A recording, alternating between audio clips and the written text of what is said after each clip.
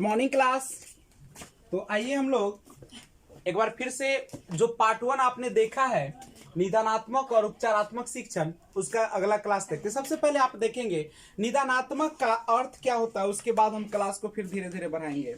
सबसे पहले निदानात्मक शिक्षण जो होता है वह निदान खोजता है। नहीं, निदान खोजता है यानी किसी भी अभ्यर्थी को जब पढ़ाया जाता है तो उसमें क्या उसका निदान है, यानी उसमें कमी क्या है, नहीं उसका कारण क्या है, यही सब ना।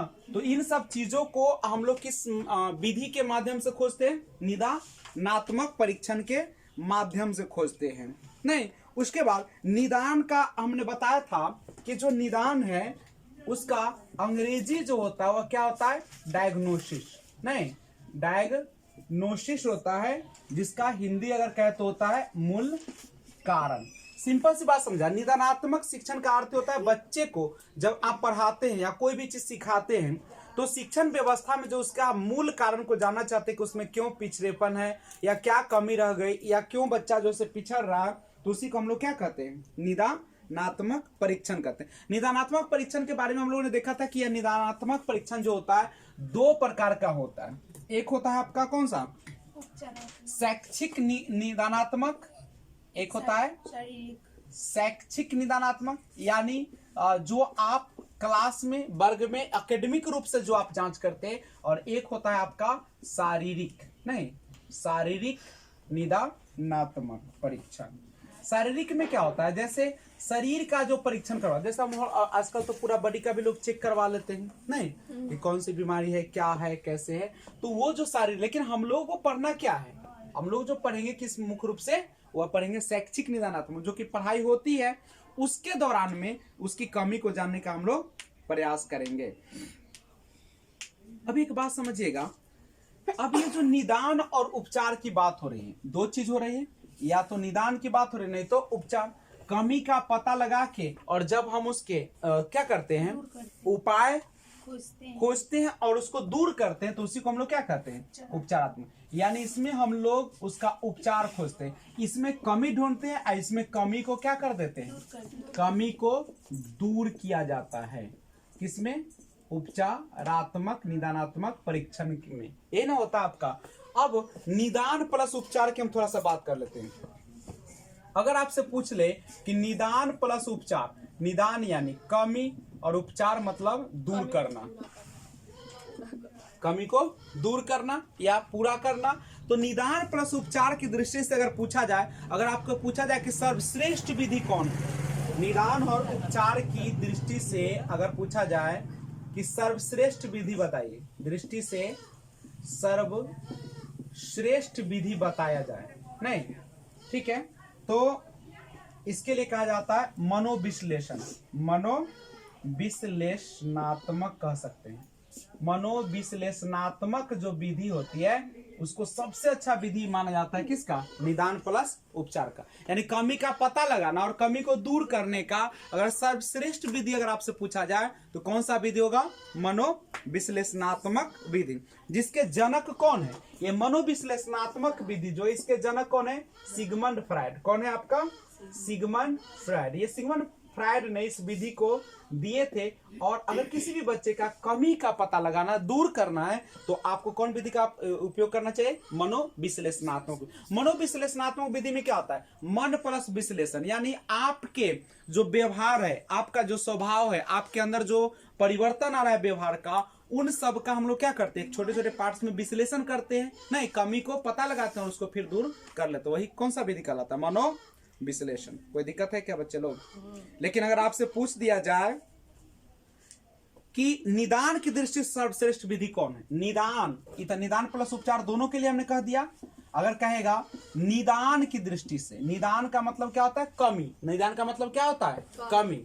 तो निदान की दृष्टि से अगर आपको कहा जाए कि सर्वश्रेष्ठ विधि बताइए, निदान की दृष्टि से सर्वश्रेष्ठ विधि की अगर बात करेगा तो उसका विधि होगा व्यक्तिगत इतिहास। व्यक्तिगत इतिहास समझते हैं आप? जब समाज में रहते हैं तो सभी लोग सभी के इतिहास को जानते हैं कि ना जानते हैं?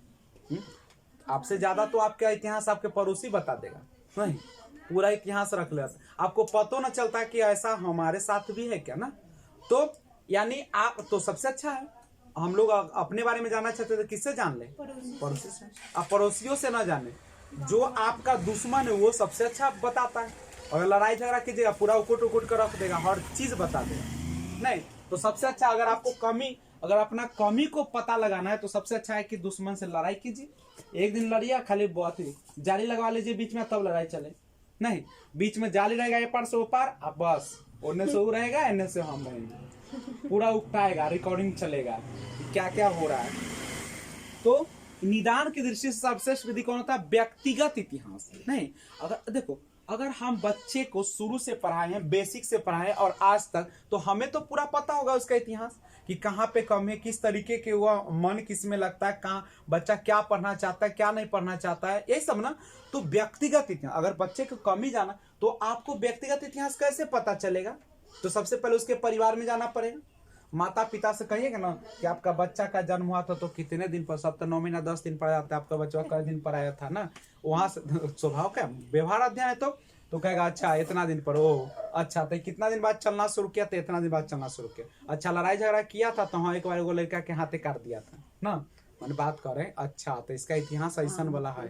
कहीं पर स्कूल में जाता था, पढ़ता था कि भाग आता था बुरा ले ले, नहीं, तो सारा चीज। और उसके बाद उसके स्वभाव के बारे में जानेंगे, उसके बाद पड़ोसी से फिर जानकारी ले लेंगे, तो सारा चीज होगा व्यक्तिगत इतिहास होगा। नहीं, और उसी से हम क्या कर देंगे, निदान के लिए सर्वश्रेष्ठ विधि जो होगा, निदान हम लोग को पता चल जाएगा। समझ रहे बात को? अब एक बात है, कहता है कि जिस शिक्षण से विद्यार्थियों की विशिष्ट त्रुटियों का ज्ञान हो उसे ही क्या कहा जाता है? निदान। आपके अंदर त्रुटि है, आपके अंदर कमी है, और उसका जिस विधि के माध्यम से पता चल जाए वही आपका क्या है? आपका निदान है। अब हर परीक्षण के कुछ ना कुछ तो उद्देश्य होगा। तरीका रुक जाइए, बोर्ड नहीं लेके भागेंगे, ठीक है? तो देखिए, निदानात्मक परीक्षण का उद्देश्य क्या है? आखिर हमारा क्या उद्देश्य है? हम क्यों निदानात्मक परीक्षण करें? नहीं, तो निदानात्मक परीक्षण के उद्देश्य को जानने का प्रयास करते हैं। ये क्यों बनाया गया, क्यों शिक्षकों को पढ़ना जरूरी है, क्यों इसकी जानकारी लेना जरूरी। सबसे पहला है कि कोई भी आप विषय पढ़ाते हैं तो विषय से संबंधित कठिनाइयों का पता चल जाता है। संबंधित कठिनाइयों का क्या हो जाता है? पता नहीं, पता लगाना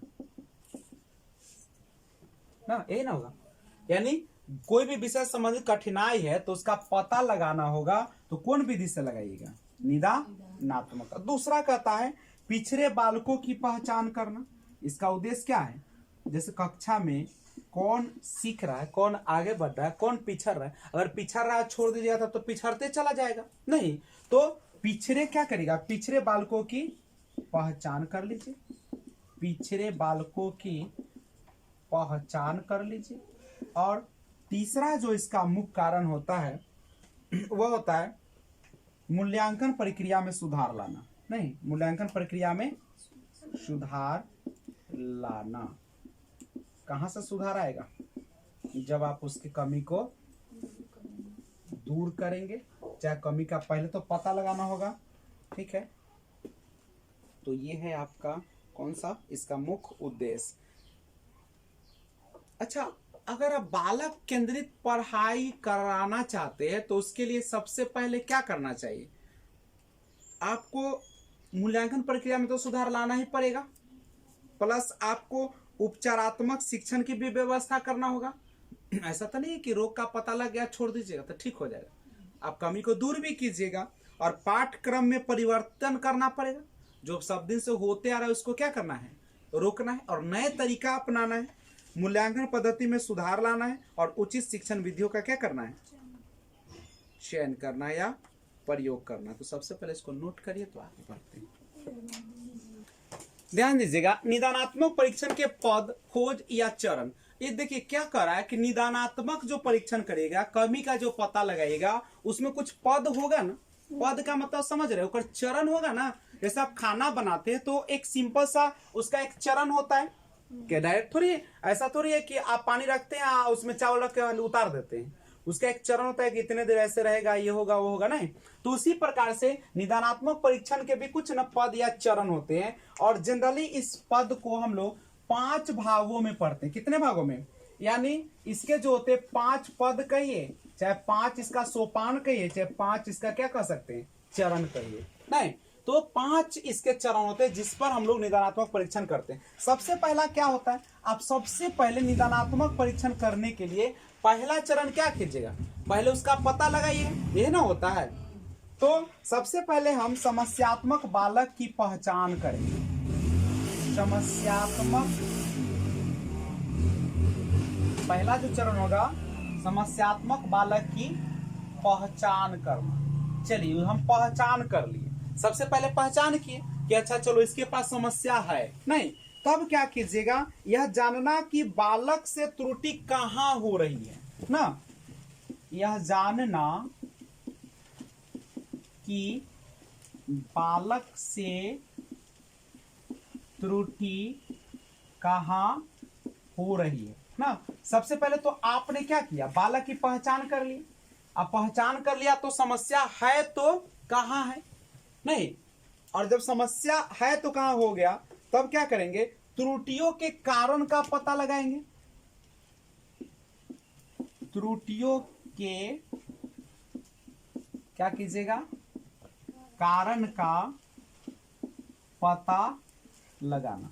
चलिए तो हम लोगों ने त्रुटि का पता लगा लिया, नहीं। अब त्रुटियों के कारण क्या है, आखिर क्यों है। जैसे मान लो कोई बच्चा यहाँ पे आए क्लास में और वह क्या मुरझाया हुआ है, डेस्क पर अपने माथा को क्या है पटके हुए है, तो क्या कीजिएगा, सबसे पहले आप कारण का पता लगाइएगा ना।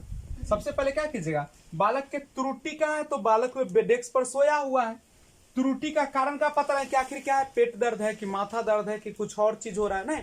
तो ये सारा चीज का हम लोग क्या करेंगे, पता लगा। अच्छा पता भी चल जाएगा तो क्या कीजिएगा, समस्या के प्रकृति के आधार पर, समस्या की प्रकृति के आधार पर क्या कीजिएगा, उपचार करेंगे, नहीं। जैसे मान लीजिए कि आपको बुखार लगातार 102, 104, 103 तक होता है, उतरता है चढ़ता है, नहीं। और कई दिनों, कम से कम 4 दिन से ज्यादा हो गया, 5 दिन तक है, इसका मतलब है कि कहीं ना कहीं आपको क्या है, मुंह तीखा रहता है, आपको कुछ खाने का मन नहीं करता है, बहुत सारी चीजें। तो हम लोग कहते हैं कि 2 चीज हो सकती है, या तो टाइफाइड हो सकता है, चाहे मलेरिया हो सकता है, यही ना हो सकता है। देखो सिंपल हम लोग आस्कत करते हैं, सुन लीजिएगा। मान लीजिए कि आपको सिंपल बुखार लगता है ना, तो कभी बिना दवा के नहीं रहना चाहिए। अगर आपको बुखार हुआ तो एंटीबायोटिक और बुखार का दवा लेना चाहिए, और वो भी ज्यादा दिन नहीं, कम से कम क्या दिन तक, 3 दिन तक, कम से कम 3 दिन तक। देखिए कोई भी बुखार का जनरल असर 3 दिन रहता है। 3 दिन में अगर नहीं ठीक हो रहा है, मतलब बुखार ज्यादा चढ़ ही रहा है, जैसे 3 दिन में होगा कि नॉर्मल पर आएगा ना। अगर नहीं आ रहा है, मान लीजिए 4 दिन हो गया, तो आपको तुरंत कहाँ चले जाने चाहिए, डॉक्टर के पास, और या तो टाइफाइड या मलेरिया। क्योंकि देखिए और दवा नहीं लीजिएगा ना, आप सिंपल बुखार का दवा नहीं लीजिएगा तो वो तुरंत 3 दिन में क्या हो जाएगा पता है, एक दिन बुखार लगा दवा नहीं लीजिएगा, दूसरा से तीसरा दिन वो चेंज हो जाता है किसमें, टाइफाइड में हो जाएगा। वो फिर नहीं कीजिएगा, वो और ऊपर बढ़ जाएगा। इस तरीके से बुखार का लेवल बढ़ते चला जाता है। करेक्ट है। तो हमें बुखार लगता है तो बहुत सारे लोग होते हैं ऐसे ठीक हो जाएगा, नहीं, वो बुखार का रूप बदलेगा और टाइफाइड हो जाएगा, आपको समझे। तो इस तरीके से आप देखिए, तो कहा कि जिस तरीके का लक्षण दिखाया वैसा ही नहीं इलाज कीजिएगा। मान लीजिए कोई व्यक्ति ऐसा है जिसको आप खाने के लिए देते हैं, खाना का उधर से ही उसको गंध करता है, मुंह में ले जाता है उल्टी कर देता है, चाहे उल्टी की तरह हमेशा लगते रहता है, खाते रहता लगेगा उल्टी हो जाएगा। इसका मतलब है कि उसको गैस की समस्या ही नहीं, उसको गैस्ट्रिक हो गया। गैस्ट्रिक का मतलब क्या होता है, अंदर सूजन हो जाता है पेट में, और जब तक उसका इलाज नहीं होगा तब तक वो ठीक नहीं होगा, कुछ भी नहीं खाएगा। करेक्ट है। तो ये होना चाहिए।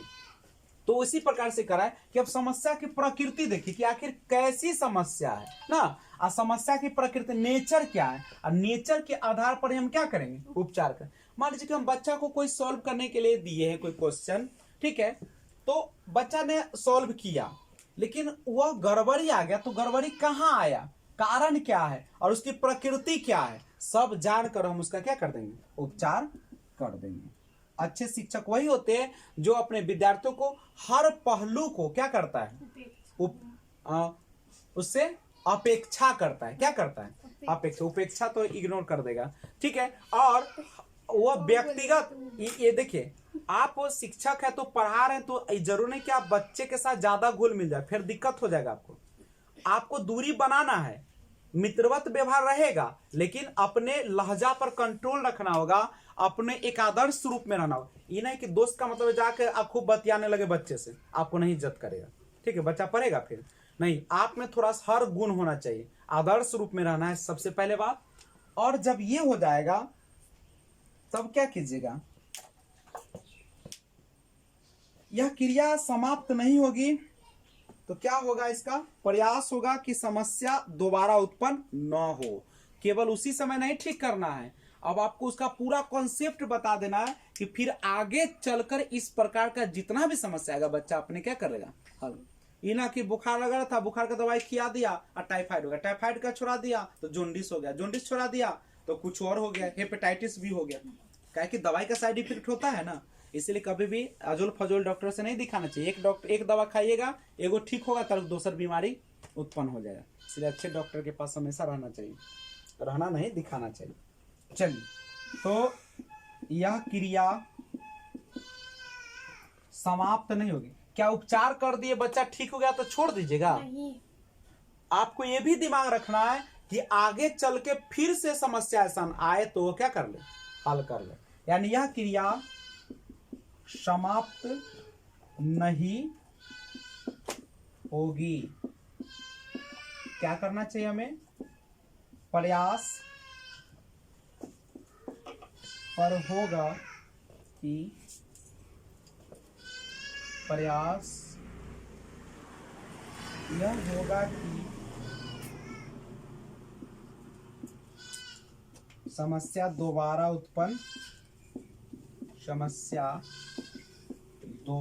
उत्पन्न ना हो। बात समझे? आपको तब छोड़ना है, 5 चरण चलेगा इसके लिए, ठीक है। आइए हम लोग देखते हैं निदानात्मक परीक्षण के क्षेत्र। अब निदान जब करिएगा तो उसका कुछ ना कुछ तो क्षेत्र होगा, तो निदानात्मक परीक्षण के क्षेत्र, निदानात्मक परीक्षण के क्षेत्र। अच्छा, हर चीज का अपना क्षेत्र होता है कि ना होता है? तो निदान का भी अपना एक क्षेत्र होगा। सबसे पहला क्षेत्र क्या होगा? तो सबसे पहले निदान के लिए हम लोग सबसे पहले किस क्षेत्र की ओर बात करेंगे? उच्चारण। सबसे पहले क्या ध्यान देखेंगे हम लोग? उच्चारण कैसा है बच्चा का। उसके बाद क्या करेंगे? वाचन को देखेंगे। वाचन माने जो बोलता है, बोलने का देखेंगे। तीसरा क्या देखेंगे? भाषा देखेंगे। भाषा का मतलब वो अपनी बातों को कितने अच्छे तरीके से व्यक्त कर पाता है कि नहीं कर पाता है, क्या समस्या है। चौथा इसका क्षेत्र होता है लेखन देखेंगे, लेखन कला कैसा है उसका ना। और पांचवा जो इसका क्षेत्र होता है वह होता है अंक गणित। नहीं, अंक गणित यानी अंक से रिलेटेड जो चीजें हैं उसको किस प्रकार से समझ बुझ जाता है या हल करता है या नहीं करता। तो निदानात्मक क्षेत्र जो होते हैं इसके ये क्या है? क्षेत्र। इतने क्षेत्रों पर यह परीक्षण किया जाता है। तो सबसे पहले इसको आप लोग क्या कर लीजिए, नोट कर लीजिए। आइए हम लोग स्टार्ट करते हैं उपचारात्मक शिक्षण। उपचार, अभी तक आप देख रहे थे निदान के बारे में कि कैसे हम लोग कमी का पता लगा, उसका प्रकार क्या होता है, उसके कमी को दूर कैसे किया जाए, अब उस पर हम बात करेंगे। तो अब उपचारात्मक शिक्षण जो होता है वह काम करता है किस आधार पर? जो आपने कठिनाइयों का पता लगाया उसी के प्रकृति के आधार पर हम लोग काम करेंगे। यानी बच्चों की कमियों का पता लगाने के बाद, जब बच्चे में आपने क्या कर लिया, कमी का पता लगा लिया, तो उसके बाद जो आप समाधान करते या दोबारा से शिक्षण करवाते हैं वही आपका क्या कहलाता है? उपचारात्मक शिक्षण। यानी उपचारात्मक शिक्षण वह शिक्षण होता है जो कठिनाइयों को दूर करने का काम करता है, वही क्या कहलाता है? उपचारात्मक। मान लीजिए कि कोई व्यक्ति है, अगर उसको किसी भी प्रकार की बीमारी है तो उसका पता लगाकर उसको दवा देकर ठीक कर देना क्या कहलाएगा? उपचारात्मक शिक्षण कहलाएगा। करेक्ट है, जिसको रिमेडियल टीचिंग इंग्लिश में बोलते हैं। अब उपचारात्मक शिक्षण के कार्य क्या है इसके बारे में जानिए। उपचारात्मक शिक्षण के कार्य, क्योंकि हर चीज का अपना एक कार्य होता है, एक फंक्शन होता है, तो इसका भी कुछ ना कुछ फंक्शन होता है। अब क्या फंक्शन है इसके बारे में, सबसे पहले मान लीजिए कि बच्चे के वर्तनी समझते हैं ना, जो उसका उच्चारण है, नहीं तो वर्तनी संबंधी त्रुटि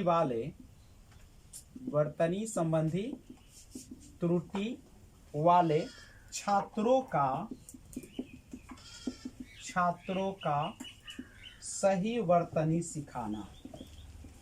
वर्तनी होता है ना, जैसे आप क में र लगा देते हैं, ऊपर रेफ दे देते हैं, इस तरीके से, ठीक है, आकार एकार, तो ये वर्तनी हम लोग क्या करते हैं, इसका मुख्य कार्य होता है वर्तनी संबंधित त्रुटि वाले छात्रों का सही वर्तनी सिखाना। दूसरा क्या होता है, उच्चारण शुद्धता का अभ्यास। कोई कोई शब्द होता है जिसको बच्चा अच्छा से उच्चारण नहीं कर पाता है, तो उच्चारण शुद्धता का अभ्यास कराना है। जैसे अभी हम लोगों में एक समस्या होती है, खासकर बिहार में, कि वह जो होता है ई स ए स और ये स में कोई फर्क नहीं कर पाता है, जबकि यह जो होता है श होता है, हवा निकलता है जीभ के नीचे से, नहीं, और ये सिंपल स होता है और ये श होता है, नहीं। अगर मान लीजिए सरस्वती बोलना है तो सिंपल वाला स है, सरस्वती बोलेंगे, सरस्वती नहीं। अगर हमको बोलना हो, मान लीजिए कि अगर स वाला मूर्धन्य स वाला घोष बोलना है तो हम लोग घोषे बोल देते हैं, लेकिन जबकि क्या होता है घोष, नहीं, थोड़ा सा साउंड आती है हिच के। तो यहाँ पे ये जो होता है उच्चारण शुद्धता का भी हम लोग क्या कर लेंगे, अभ्यास कर लेंगे। उसके बाद भाषा संबंधी जो कठिनाई है, भाषा संबंधी कठिनाई जो है उसको क्या करना है, दूर करना है। बच्चे में भाषा संबंधी कठिनाई को दूर करना इसका कार्य है। और चौथा है भाषाई कौशलों का विकास। भाषा के कितने कौशल होते हैं सबको पता है ना, भाषाई कौशलों का विकास करना। भाषा के 4 जो होते हैं वह कौशल होते हैं, जिसको हम बोलते हैं शुभोपलि, यही ना होता है। सु से क्या हो जाएगा, सुनना, वो से हो जाएगा बोलना, प से पढ़ना, और ली से लिखना, जिसमें आपको पता है कि सुनना और पढ़ना ये तो अंदर जाता है, इसलिए ग्रहणात्मक नहीं कौशल कहते हैं। और चूंकि बोलना और लिखना दोनों बाहर आता है, अभी व्यक्तात्मक होता है, करेक्ट है। तो ये भाषाई कौशलों का भी विकास करना है आपको। उसके बाद हम लोगों को क्या करना है, 5वां पॉइंट, छात्रों के दोषों में सुधार करना। छात्रों के दोषों में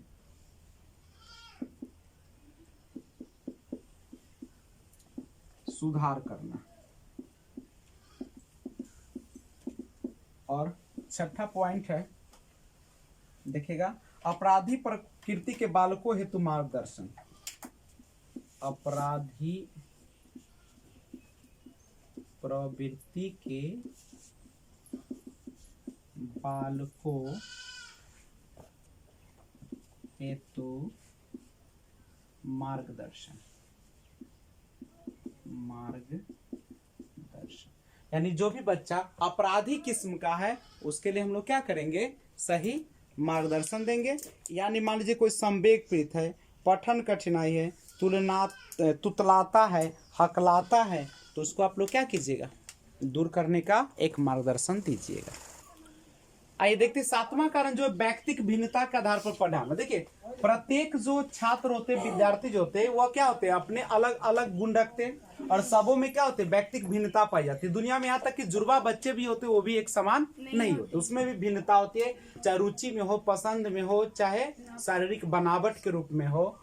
और पिछड़े बालकों की हीन भाव को हटाना। देखिए मान लीजिए कि जो भी बालक पिछड़े रहते हैं ना, उसको ज्यादा हीन भावना रहता है, तो उसको क्या होगा, हटाना चाहिए। मनोविज्ञान के सिद्धांतों का अनुसरण। मनोविज्ञान का मतलब क्या है, देखो सबसे अच्छा पिछड़े बालक को कैसे पहचानेगा।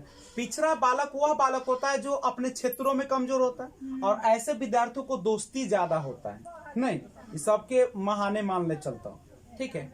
और मनोविज्ञान के सिद्धांतों का अनुसार यानी व्यवहार के जो सिद्धांत है उसको यह अनुसरण करेगा। उपचारात्मक शिक्षण प्रक्रिया का पालन करेगा। उपचारात्मक शिक्षण मतलब जो कमी है उसको दूर करने का जो प्रक्रिया देखो है बउआ, प्रक्रिया जो होता है कौन कौन है, बालकों का पहले स्तर जांचो। पहले क्या उसका कीजिएगा, स्तर जांचिएगा ना कौन स्टैंडर्ड का है, उसके बाद प्रति सप्ताह क्या कीजिएगा, रिपोर्ट तैयार कीजिएगा। उसके बाद मानसिक मजबूती, मानसिक मजबूती सबसे बड़ी चीज होती है। मानसिक मजबूती क्या, उसको यह एहसास दिलाए कि आप ही कर सकते हैं। ठीक है, ऐसा ना कि आप जो तैयारी कर रहे हैं आप कहते हैं आपसे होने वाला नहीं, आपके पास दिमाग नहीं, आप गोबर करने से, तो ऐसा नहीं होना चाहिए। उसको मानसिक मजबूती कि तुम ही कर सकते हो, तुम्हें कमी नहीं है, तुम अच्छे हो, मेहनत करो, आगे निकल जाओगे। और उपचारात्मक शिक्षण तो अभ्यास माला, देखो जब भी किसी बच्चे का उपचारात्मक शिक्षण आप कर रहे हैं ना, तो सबसे पहले अभ्यास माला बनाइए। कैसे बनाइए, सबसे पहले निदानात्मक परीक्षण करना है उसका, तब उसकी त्रुटि को जानना है, और लास्ट में क्या कर लेना है, उसका विश्लेषण कर लेना है। करेक्ट है, निदानात्मक माने कारणों को जानना, और त्रुटियां पता है, त्रुटियों का स्तर, स्थिति है, कारण को जानना है, और विश्लेषण में क्या होता है, छोटे छोटे टुकड़ों में उसको देखिए समस्या को। तो इस तरीके से आप जो है क्या कर सकते हैं, अभ्यास माला बना सकते हैं। अभ्यास माला बनाना बहुत जरूरी होता है। ठीक है, जब बच्चे को आप जा रहे उपचारात्मक शिक्षण है तो पहले क्या कीजिए, निदान, त्रुटि, विश्लेषण ये सारा कर लीजिए। निदान में क्या क्या है, त्रुटि क्या क्या है, विश्लेषण में आपने क्या किया, सब कुछ पता लगा लीजिए। उपचारात्मक शिक्षण की विधि देखिएगा, आपको कमी का जब पता लग गया, कठिनाई का जब पता चल गया, तो उसका उपचार कैसे करेंगे। बबनी, उपचारात्मक शिक्षण की विधियां देखें तो उपचारात्मक शिक्षण की विधि क्या है, सबसे पहले सामूहिक सुधार कीजिए। सामूहिक सुधार मतलब पूरे क्लास को अभ्यास पुस्तिका के माध्यम से, उसके बाद उसको क्या कीजिए, छोटे छोटे समूह में बांट कर पढ़ना ना, स्तर अनुकूल त्रुटि के अनुसार अलग अलग कर पढ़ाइए। और तीसरा है कि व्यक्तिगत उपचार, प्रत्येक छात्र की कमियों का विश्लेषण का क्या करना चाहिए, निदान यानी कमी का पता। यानी उपचारात्मक शिक्षण की 3 विधियां होती है। सबसे पहले सामूहिक सुधार, पूरे सामूहिक रूप से क्या करिए आप, सुधार कीजिए। उसके बाद छोटे समूह में बांटकर पढ़ाइए। और व्यक्तिगत उपचार, व्यक्तिगत मतलब क्या, एक एक करके आप लोगों को उसको कोशिश करना है, जो ऐसे उपचार करना है, और प्रत्येक छात्र की कमियों का विश्लेषण कर निदान कर लीजिए। तो इस तरीके से 3 विधियों के माध्यम से आप लोग क्या कर सकते हैं, उपचारात्मक शिक्षण कर सकते। देखो यहाँ पे उपचारीकरण के सोपान देखो, उपचारीकरण जो होते हैं ना, उसके जो सोपान होते हैं, उसका जो पद होता है या चरण होता है, पद कहिए, चरण कहिए, या उसको खोज कह सकते हैं। ठीक है, तो ये जो होता है बच्चे लोग, औपचारिकरण के सोपान वो 4 होता है। कितने चरणों में चलता है, 4 चरणों में चलता है। ये चरण समझते हैं ना, कैसे हम उपचार करेंगे। तो उसके लिए सबसे पहले क्या होता है, आप उपचारीकरण के लिए सबसे पहले बच्चे को क्या करिएगा, पढ़ाइएगा। पहले क्या कीजिएगा, पढ़ाइएगा। पढ़ाने के बाद आप क्या करवाइएगा, उसको अभ्यास कराइएगा। अभ्यास जब हो जाएगा तो उसके बाद क्या कीजिएगा, जहां उचित लगे कमियों का परीक्षण करेंगे। जहां उचित लगे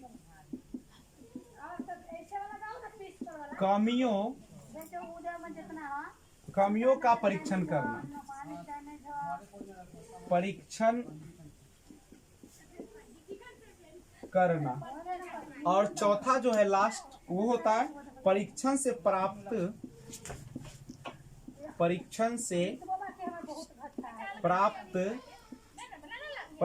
प्राप्त कमजोरी का उपचारात्मक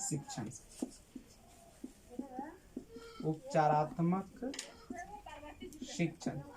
तो ध्यान रखिएगा कि जो हमारा उपचारात्मक शिक्षण है, उसका जो सोपान होता है, सबसे पहले हमें क्या करना है, बच्चे को पढ़ाना है। उसके बाद अभ्यास कराएंगे, और उसके बाद जहां उचित लगे कमियों का परीक्षण करेंगे, और परीक्षण से प्राप्त जो कमजोरी होगा उसका क्या कर दीजिएगा, उपचारात्मक शिक्षण कर दीजिएगा। शिक्षक नहीं, उपचारात्मक शिक्षण कर दीजिएगा। तो ये 4 सोपानों से होकर गुजरता है। कौन चीज, ये आपका। तो इस तरीके से अभी आप लोगों ने देखा, क्या देखा, उपचारात्मक शिक्षण और निदानात्मक शिक्षण। और आज क्लास को हम लोग यहीं पे रखते हैं, आगे क्लास में हम लोग देखेंगे और कुछ। जय हिंद।